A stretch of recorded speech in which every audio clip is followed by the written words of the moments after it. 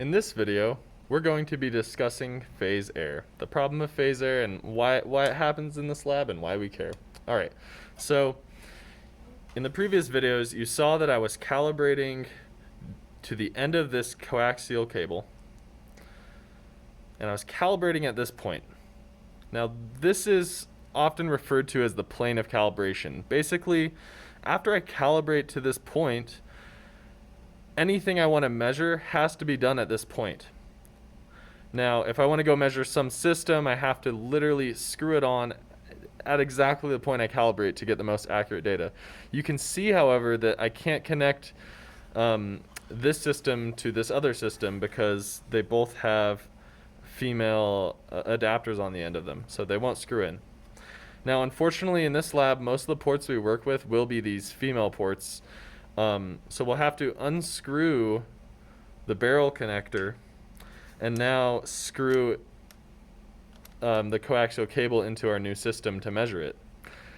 Now, as I mentioned, this is a problem because we didn't calibrate at this point. We calibrated at the end of this adapter. Okay, so this is it introduces this problem called phase error. Now, if you look at a given length of coaxial line such as this is supposed to be a little barrel connector. And if the length of the barrel connector is approximately equal to the wavelength of the signal you're measuring, you're going to get phase error. Now, really, it's probably closer to lambda by 8, maybe. It's hard to say.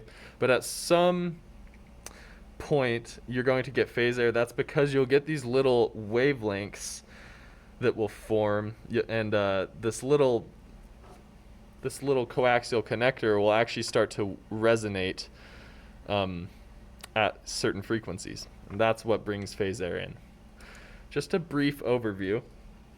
Lambda is calculated as the velocity of propagation divided by the frequency. For us, the velocity of propagation can be estimated as the speed of light 3 times 10 to the 8th meters per second multiplied by 60%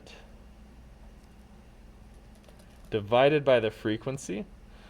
Well, let's say we're looking at a frequency of 1 megahertz. So that's 1 times 10 to the 9 hertz.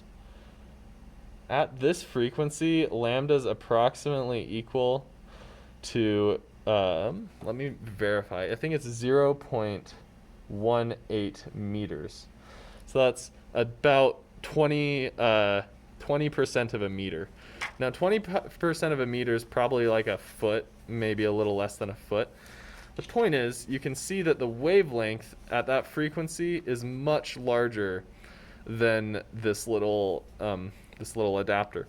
And so because of this, we say that there's not a lot of phase error at a low frequency of 1 megahertz. If we go to a higher frequency, so if instead we were looking at 6 megahertz here, or 6.5, well, that would divide this number by 6. So now we'd be looking at something down maybe about that large, who knows.